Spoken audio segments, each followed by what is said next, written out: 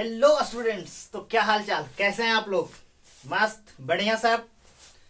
तो चलिए, पिछले वीडियो में देखा था हमने नए धर्मों के उदय के बारे में। उसके बाद कैसे उदय होता है महाजनपदों का, वो देखा। उसके बाद आज हम लोग देखेंगे कि मगध का उत्कर्ष कैसे होता है। महाजनपद देखे, उसके 16 महाजनपद और उसके साथ उसकी राजधानियों के बारे में डिस्कस किए हम। और आज देखेंगे हम लोग मगध का उत्कर्ष, क्योंकि पूरे महाजनपद में सबसे शक्तिशाली महाजनपद था मगध महाजनपद। तो आइए आज उसी के बारे में देखेंगे हम लोग, मगध महाजनपद के बारे में। तो देखिए, ऐसे तो बात बनेगा नहीं, थोड़ा सा नक्शा से भी हम बताएंगे ताकि बढ़िया से आप रिलेट कर पाए चीजों को। तो देखिए, ये नक्शा इस साइड का, ये समझ जाइएगा, इधर वाला। और मेन इस साइड में है आपका, यहाँ मगध है।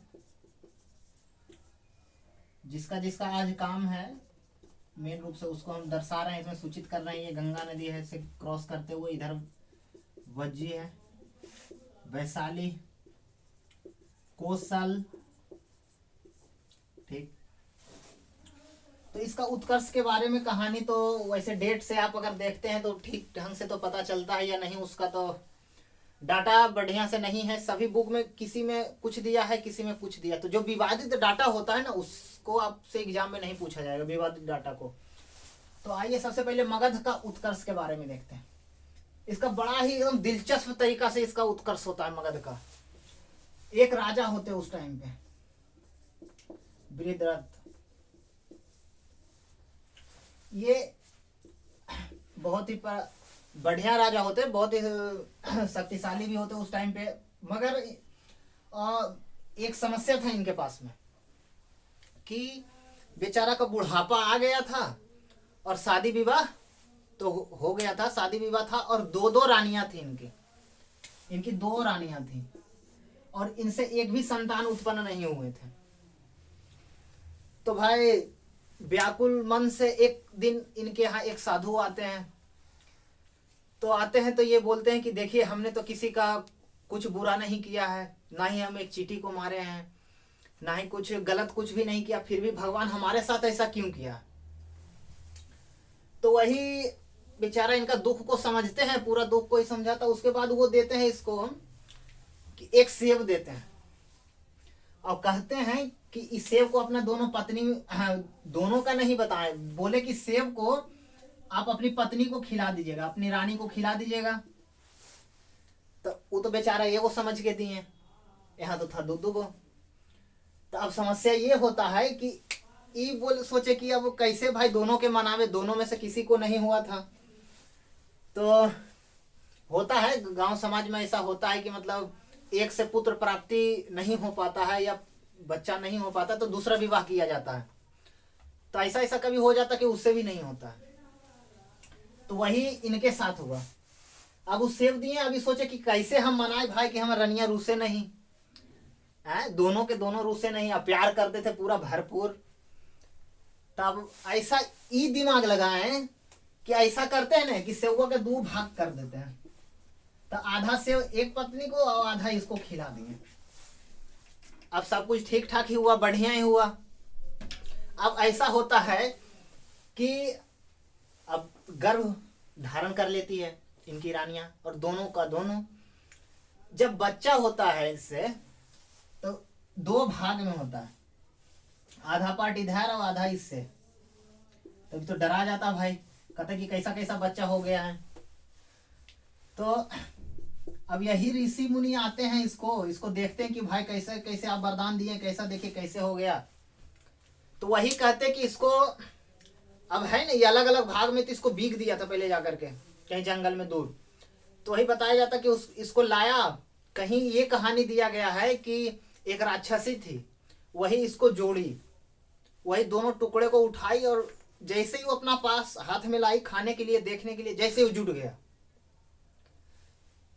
लेकिन वही कहीं कहा जाता है कि एक और कहानी ऐसा है कि एक साधु ही थे, बोले कि जब ऐसा टूट गया है भाई तो ऐसा करो कि इसको जरा सा घस दो।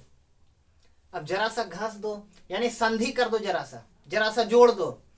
तो वही जरा सा जोड़ दिया, जरा सा संधि कर दिया, तो वही इससे हो गया जरासंध। अब कौन होता है भाई? जरासंध होता है, यही इनका पुत्र। अब इसको वही वरदान मिल जाता कि तुमको कोई नहीं मार सकता ऐसे। जैसे रावण को कैसे था, एक सर कटता फिर दूसरा आ जाता, फिर हंसने लगता पूरा, एक भुजा कटता दूसरा भुजा आ जाता, ये भुजा कटता ये फिर आ जाता। दशानन रावण तो उसी प्रकार से इसको भी वरदान मिला हुआ था कि तुमको कोई नहीं मार सकता। हाँ, एक शर्त पर तुम मरोगे, जब तुमको बीच से कोई दो भाग कर दे, तब जाकर के तुम मरोगे। तो वही हुआ इसके साथ कि ये तो किसी को पता नहीं था, इसके पास पूरा जानते कि जब शक्ति किसी के पास ज्यादा आ जाता है तो वो उसका गलत इस्तेमाल करने लगता। तो जरासंध भी वही किया जैसे रावण कर रहा था। तो ये पूरा एकदम अपना बाहुबल दिखाने लगा सब जगह। तब इसी का एक जोड़ा था, यहाँ बताए थे आपको कि मथुरा सूरसेन, इसका शासक था कंस। अब कंसो ससुरा उसने चंडाल था, दोनों के दोनों एक ही प्रकार का। ये मगध देख रहे हैं कहाँ है, ये मगध यहाँ है। अब क्या करता है कि ये अपना बेटी का विवाह करवा देता है, ये अपना बेटी विवाह देता किससे? कंस से। अब यहाँ का राजा था कंस, अभी इसका बेटी को विवाह हो जाता कंस से, तो ये दोनों मिल जाता है, दोनों चंडाल, एक चंडाल दूसरे चंडाल से मिल जाता, महाचंडाल बन जाता है दोनों। तो विवाह करवा दिया कंस से। अब क्या होता कि कंस का वध कौन कर देता है? कृष्ण। अब इसका वध कृष्ण कर देता। जब कृष्ण इसका वध कर देते तो जरासंध पूरा बौखला जाता है कि तू हमारा दामाद को मार दिया, हम तुमको छोड़ेंगे नहीं। तो अब बार बार मगध से जरासंध बार बार यहाँ हमला करता। तो वही जब ये बार बार हमला करता तो वहीं से कृष्ण इससे तंग आकर के पूरे वासियों को यहाँ ला करके एक अलग शहर बसाए थे। वही शहर है द्वारिका। ये द्वारिका शहर है, यहाँ बसाए थे। यहाँ से कृष्ण उठ करके यहाँ चले आए। फिर वही एक दिन का बात है कि देख रहा इसका अत्याचार जब बढ़ रहा था तो इसके बारे में फिर पता चला, इसको पूरा बहुत बदमाशी कर रहा था ये। तो इसका अत्याचार के बारे में पता चलता है किसको? कृष्ण तो जान ही रहे हैं, पूरा इस इलाके वाले को, सब एरिया वाले को पता था कि बड़ा बदमाशी कर रहा है। सबसे ज्यादा चंडाल दूदू को मिल गया था, ये तो चल गया, तब थोड़ा सा कम हुआ ही। तो कोई बताया जाता कि 99 राजाओं को, 100 राजाओं को बलि देने का ही प्रण ठान लिया था जरासंध कि इस 100 राजा का अगर बलि दे देता तो ये महान राजा बन जाता, फिर ही मरता नहीं, अमर हो जाता। और उसको लॉकअप में बंद किए हुए था। जैसा ही 100 पुरता उसके बाद ही देता। तो उसी बीच में कृष्ण इससे मल्ल युद्ध के लिए आते हैं। कृष्ण आते हैं भेष बदल के, बहरूपिया बन करके। तो ये आते हैं, उसके बाद कहते हैं, इससे कहते हैं, पूरा बड़ाई करते हैं पहले कि ऐसे है जरासंध, ऐसे है वैसे है, पूरा नामी प्रतापी राजा है। जरासंध भी खुश, कहता मांगो क्या मांगना है। तो बस उसी क्रम में वो बोलते कि हमको मल्ल युद्ध करना है। अब जरासंध समझ जाता है। तो जरासंध उसी टाइम पकड़ लेता है कि कृष्ण है, बहरूपिया कृष्ण है, ये भेष बदल करके आया है। तो जब मल्ल युद्ध के लिए बोला जाता है तो कहता कि हमसे लड़ना है, कृष्ण से। कहता कि किसी को भी चुन लो जरासंध को। तो जरासंध कहता कि अरे लड़ना है तो तुमसे क्या लड़ेंगे, तो तुमको तो कितना बार हम भगाए हैं, दौड़ाए हैं। तब ये भीम को चुनता है। उसके बाद जाकर के जब भीम को चुनता है जरासंध, तब मल्ल युद्ध होता है। वही होता है जहां अभी जरासंध का अखाड़ा है, वही मल्ल युद्ध होता है जरासंध का। तो इसको पहले तो नहीं मार पाता है। उसी के बाद कृष्ण क्या करते हैं, एक नीचे से उठाते हैं, एक खेर जो रहता है निवारी वाला खेर, उससे उठा करके उसको 2 भाग ऐसे करते हैं और उसको इशारा करते हैं। क्योंकि धर्म का लड़ाई होता था पहले। अगर शंख फुका गया, अगर युद्ध हो रहा है, महाभारत और क्या है, अगर युद्ध हो रहा है, अगर शंख फुका दिया, अगर ककरो भाला ऐसे धीरेले है तो बच गया, समझो नहीं मारेगा। तो धर्म का लड़ाई था ये। और उसी प्रकार से यहाँ हुआ। तो अब कैसे कृष्ण छल कैसे कर सकते थे?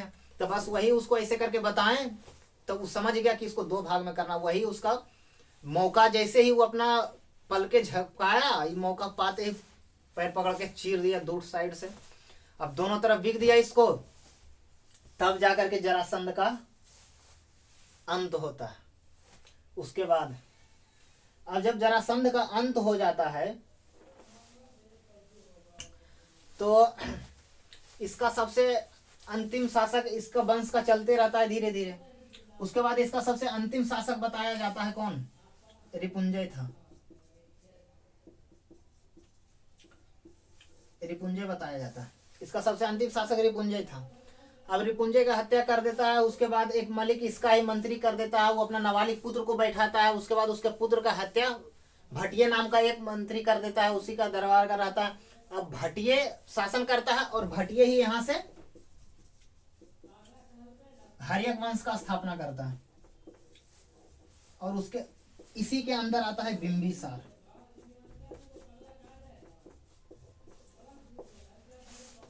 तो चलिए उसके बाद हम लोग बिंबिसार के बारे में देखेंगे कि बिंबिसार, इसका ज्यादा पूछता नहीं आपसे, ये मतलब ऐसा है कि कहीं रहेगा। अगर पूछ दिया जाए आपसे कि सबसे प्राचीनतम कौन था, तो बृहदत्त वंश था। अगर सबसे प्राचीनतम अगर पूछे तो ऐसे तो देगा नहीं, हर्यक वंश से स्टार्ट होता है। इसके वंश का क्रम आपको याद दिला देते हैं।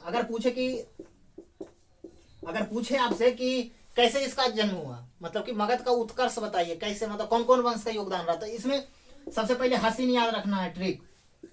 हसीना मतलब हसीन तरीका से हुआ। मगध का उत्कर्ष कैसे हुआ? हसीन तरीका से हुआ। तो हा से हर्यक वंश, सी से शिशुनाग वंश, और ना से नंद वंश। तो अगर पूछ दिया तो ये याद रखना, ये क्रम याद रखना है कि पहले कौन? पहले हर्यक, उसके बाद शिशुनाग, उसके बाद नंद वंश। ठीक। तो अब आते हैं इसमें जरासंध पे। अब भाई ये जरासंध बनता है राजा, जरासंध नहीं, बिंबिसार। अब बिंबिसार बनता है राजा। ठीक। तो बिंबिसार कहीं कहीं देखिए डेट 544 ईसा पूर्व दिया जाता है आपसे, लेकिन डेट पे नहीं जाना है। हिस्ट्री को पूरा डेट नहीं समझना कि जो डाटा है वही हिस्ट्री है, इसके बाद जो बचता है वही हिस्ट्री है। असल में कहानी टाइप में याद करके रखना इसको दिमाग में। हिस्ट्री क्या है इसको ध्यान में रखने के लिए आपको कहानी टाइप का रहेगा तो ध्यान में रहेगा। समझ गए कि कैसे कैसे था। अब आपको पता चलेगा कि मगध से कैसे कैसे जाता था। उसके बाद इसका एक और कहानी रहता है, ये बिंबिसार का बताएंगे आपको। तो ये बिंबिसार का अब राजा बनता है सबसे पहले, इसका हत्या कर देता है। इसका हत्या इसका पुत्र कर देता है अजातशत्रु। तो उसके बारे में देखेंगे, फिर पहले इसके बारे में हम देखते हैं। बिंबिसार इस समय तक कोई भी शासक ना तो कर लिया जाता था, और ना तो अस्थाई सेना था, ना ही टैक्स का कोई फिक्स्ड नियम था, और ना ही अस्थाई सेना था। इसमें अस्थाई सेना भी नहीं था। अब इसके शासन काल में ये सब होता है, ये धीरे धीरे बनाता साम्राज्य को धीरे। उसके बाद आपसे पूछा जाएगा कि ये एक ऐसा राजा था, मतलब उस काल में, कि वैवाहिक संबंध के द्वारा अपना क्या किया, साम्राज्य का विस्तार किया। अब ये देखता है बिंबिसार कि भाई इस टाइम पे बज्जी सबसे शक्तिशाली था। बज्जी गणराज था, इसका राजधानी कहाँ था? वैशाली। बज्जी था, यहीं पास कौशल था, बज्जी था, अंग था, बहुत ही शक्तिशाली था इधर। और इधर यहाँ पास काशी था, ये काशी यहीं था, गंगा के किनारे ही काशी। अब ये काशी था। अब बिंबिसार देखता कि ऐसे तो सबको जीत नहीं पाएंगे हम, तो ऐसा करते कि विवाह किया जाए, जो राजा है उसको विवाह किया जाए, वहां संबंध बनाया जाए। तो अब संबंध बनाता है। अब देखिए इसी का एक सवाल यही रहेगा कि वैवाहिक संबंधों से अपने साम्राज्य का विस्तार करने वाले शासक कौन हुए? तो बिंबिसार। वैवाहिक संबंधों से अपने साम्राज्य का विस्तार किया कौन? तो बिंबिसार। अब सबसे पहला विवाह करता है बिंबिसार किससे? सबसे पहले देखता है कि मगध वाला ये हरा देगा ही बज्जी, सबसे पहले बज्जी से करता है, बज्जी की राजकुमारी से करता है विवाह। ठीक। उसके बाद कौशल, उसके बाद एक यहाँ इतना दूर जाकर के पंजाब के क्षेत्र में यहाँ था मद्रकुल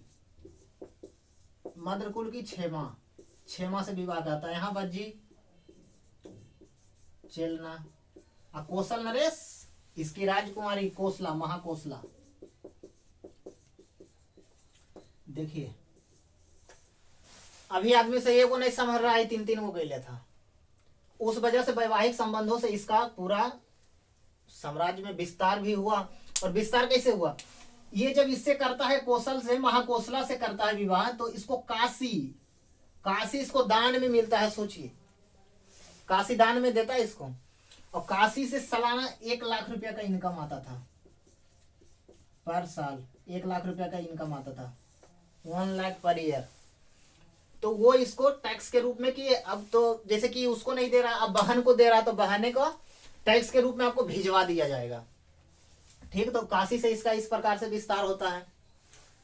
और उस टाइम पे बताया जाता है कि ये जो कर्ण, महाभारत वाला कर्ण है, अंग में ही थे, अंग पे ही फिर धीरे धीरे सब पे कब्जा करने लग जाता। अब देखता कि इधर भी हो गया, इधर भी हो गया हमारा, उसके बाद इधर भी सब कब्जा कर लेता है इसको। उसके बाद अंग में बैठा देता है किसको, अजात शत्रु को, अंग का राजा बना देता है अजात शत्रु को यहाँ। उसके बाद इसके जीवन का एक और घटना है, इसके काल का एक ऐसा कि यहाँ बताए थे आपको कि नर्मदा नदी है, नर्मदा नदी के ऊपर, ये नर्मदा नदी है, नर्मदा नदी के ऊपर क्या था, अवंती से इसका बहुत ही दुश्मनी था, बहुत ज्यादा। लेकिन बताया जाता है कि यहाँ के राजा थे, उसका नाम क्या था, चंड प्रदोत। यहाँ के राजा चंड प्रदोत। और इस चंड प्रदोत को पीलिया नामक बीमारी हुआ था, जिसको जॉन्डिस बोलते हैं। पीलिया नामक बीमारी जॉन्डिस बोलते हैं उसको, जॉन्डिस हो गया था इनको। तो अब बचने के हालत में बेचारा नहीं थे, तो इनको बताया जाता है कि अब आपका इलाज एक ही व्यक्ति कर सकता है, एक ही व्यक्ति कर सकता है आपका इलाज, वो है जीवक, जो कि पूरे भारतवर्ष में उस टाइम पे, पूरे यही क्षेत्र था भारतवर्ष का, पूरे भारत में, पूरे भारत का सबसे मतलब प्रसिद्ध ये वैद्य है, ये वैद्य थे। और ये है बिंबिसार के यहाँ, बिंबिसार के महल में, समझिए। तो ये यहाँ से अनुरोध करता है, रिक्वेस्ट भेजता है यहाँ बिंबिसार। तो बिंबिसार अपने वैद्य जीवक को चंड प्रदोत, यहां से सोच लीजिए, यहां से ये जीवक को भेजता है यहाँ। इसमें ज्यादा हो गया गंदा, ये अवंती है, यहाँ से मगध, सोच लीजिए रिश्ता कहाँ से कहाँ चल रहा। अब भेजाया है तो कुछ तो इसका भी फर्ज बनता है। तो अवंती से गया कौन, जीवक, अवंती गया जीवक इसका उपचार करने के लिए, चंड प्रदोत का। ठीक, उसके बाद ये राजगीर में,